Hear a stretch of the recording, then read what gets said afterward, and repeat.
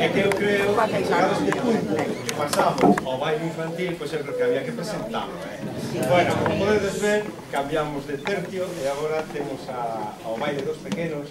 En concreto, vamos a ter os buxos verdes e a muñeira de Lugo, que son tamén dous clásicos.